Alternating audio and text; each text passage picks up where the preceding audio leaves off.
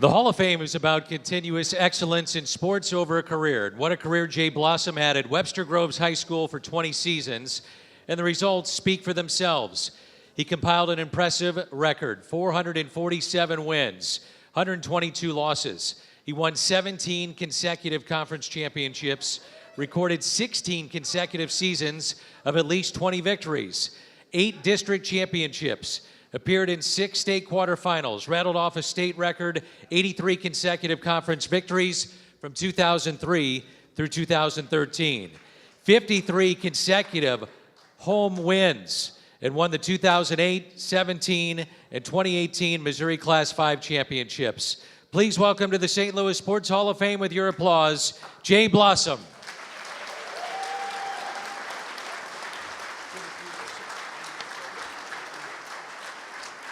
And Joe Bott. Joe, you ready? I got you right this time. Joe Bott will conduct the interview. Let's give him a nice round of applause, please. I walked into the room here before dinner, and I heard somebody that was evidently not from St. Louis. They said, high schools are a big deal here, aren't they? That's... Yeah, I don't know if it's a big enough deal to be up here between Kelly Chase and Steven Jackson, but whatever. Coach, that's the beauty of the St. Louis Sports Hall of Fame, is that we welcome in folks celebrating and successful in all levels of sports. I think, obviously, Dan, right off your accolades, there's no question that you deserve and are extremely deserving to be up here. But it didn't start that way, because if we think about the first couple of years at Webster Groves High School, 13 wins, then 5 wins. Thank you. You had to... I didn't know that. You told me that. But there was some building that had to be done and some program making, right? Yeah, I mean, our second year, we were 5-19, and I remember in Missouri, you get to play 26 games, and we only had 24 scheduled. So I spent all summer and fall complaining to Tim Moore, who was our athletic director. And after about our third practice that year, I never went in his office again to complain. We weren't real good. We had great kids. A couple stories from that year. We played Lindbergh in our tournament, and we shut them out in the third quarter. And the final score was like a thriller, 26-22. So anybody who was there, I apologize. But we win 26-22, and I go in the locker room, and Chris Neff, who's here tonight, my assistant, was like, man, no one ever shuts anybody out in a quarter. Unbelievable, guys. That's incredible. It never happens. Well, we play Harding Academy out of Memphis the next night. Into the first quarter, 23-0, we're losing. And we just, we had a game where I got kicked out. We lost by 50.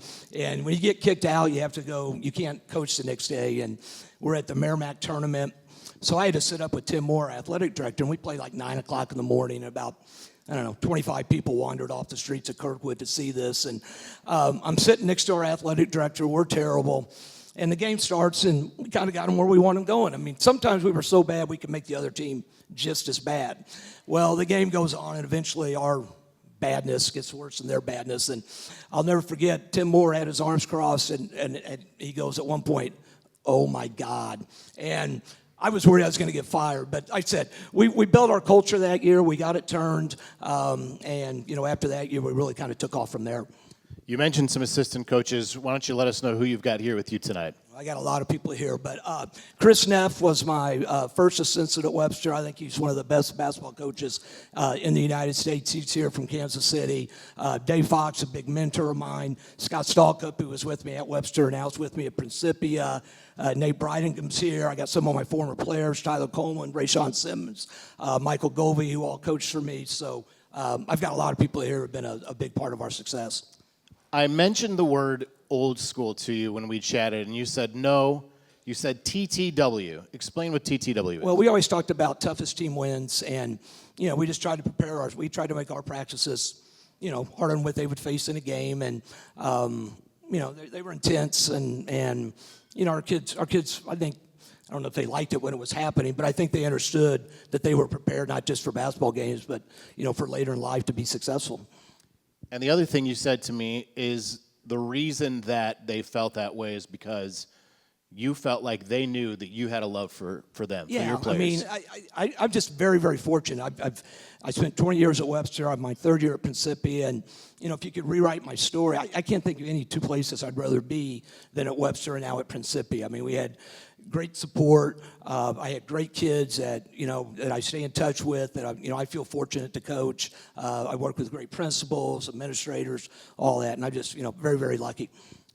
And in Webster Groves, it's almost as if you're in a small town within the city of St. Louis. Yeah, I mean that's what made Webster special. I mean I think we were front of the parade twice, after winning state championships, and it is a small town. When Roberts Gym, it's packed. It's a special place.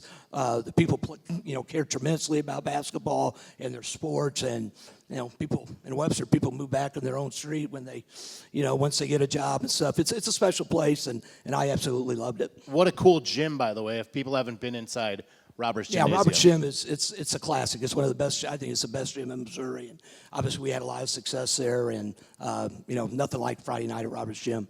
High school or state championships in 2008, 17, 18. What made each of those special? Obviously, 08 your first.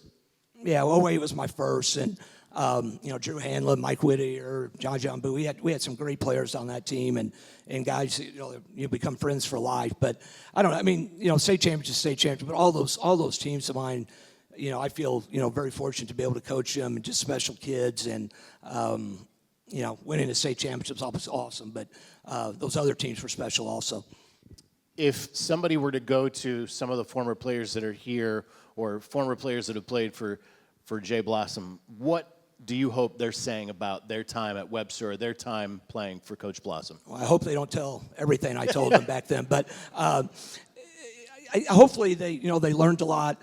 They developed a work ethic. They developed that they could succeed in life and be successful in their careers. And the importance of team. We always talk about team, and not the individual. And I think our kids bought into that.